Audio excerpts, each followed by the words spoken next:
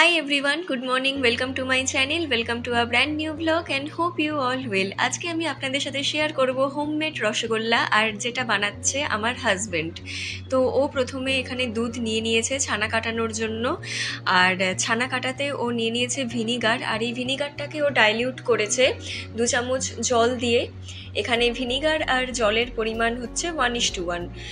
তো ও এখানে ছানাটা কাটানোর জন্য এখানে ভিনিগার দিয়ে দিচ্ছে দুধের মধ্যে, আর হাতা বা খুন্তি দিয়ে ভালোভাবে নেড়ে দিচ্ছে যাতে দুধটা নিচে না লেগে যায়। প্রথম থেকে একটু স্পিডে বলে দিয়েছি কারণ ও আমাকে বলেও নি, নিজে থেকে রসগোল্লা শুরু করে দিয়েছে। আসলে ওর কদিন ধরে খুব রসগোল্লা খেতে ইচ্ছে করছিল, ওই জন্য ও নিজের থেকেই রান্নাঘরে গিয়ে এগুলো সব শুরু করে দিয়েছে, তাই জন্য আমাকে একটু স্পিডে বলতে হচ্ছে।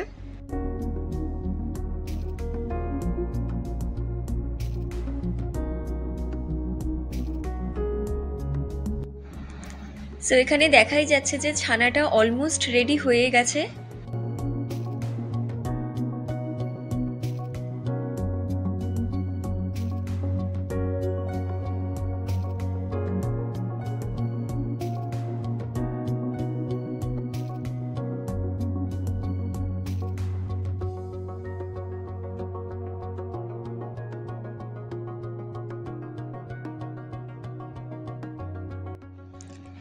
দুধটা কেটে যাওয়ার পরেই ছানাটাকে রাখার জন্য নিয়ে নেওয়া হয়েছে একটা বাটি, আর তার উপরে সুতির কাপড় বা রুমাল।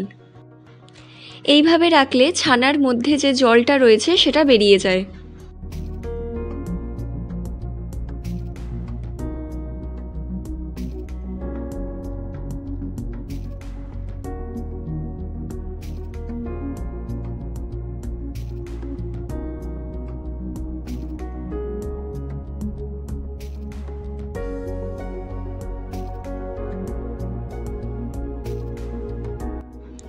এবার ছানার মধ্যে যে এক্সেস জলটা রয়েছে সেটা বার করার জন্য ছানাটাকে রুমালের একদম মাঝখানে নিয়ে খুব জোরে রুমালটা চিপতে হবে।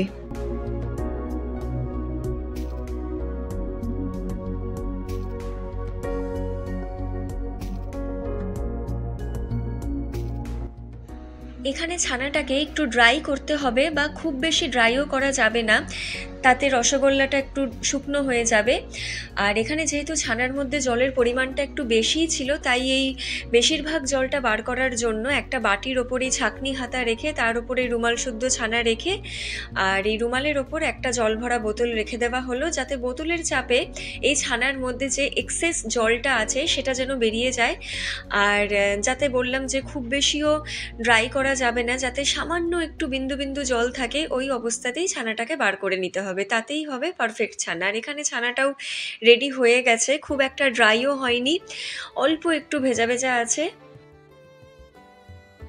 লক্ষ্য রাখতে হবে যাতে ছানার এই ডোটা খুব একটা হার্ড না হয়, আর এটা যথেষ্টই সফট হয়েছে।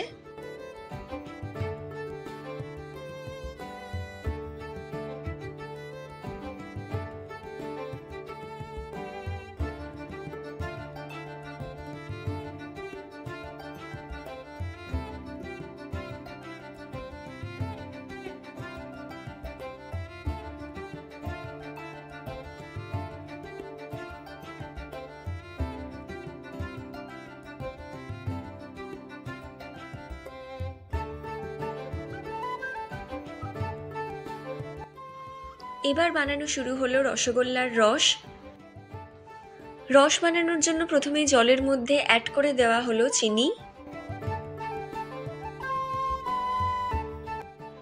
তারপর হাতা দিয়ে ভালো করে নাড়া হলো যাতে চিনিটা জলে কমপ্লিটলি অ্যাবজর্ব হয়। এবার এই ছানার গোল্লাগুলোকে এক এক করে জলের মধ্যে দিয়ে দেওয়া হলো।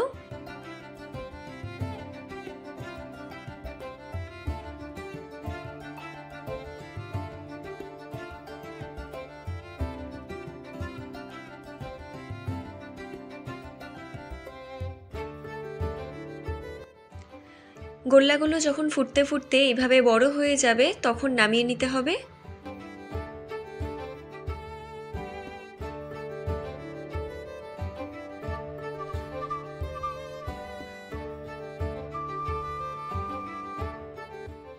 সো ফাইনালি এখানে রসগোল্লা কমপ্লিটলি রেডি হয়ে গেছে সার্ভ করার জন্য।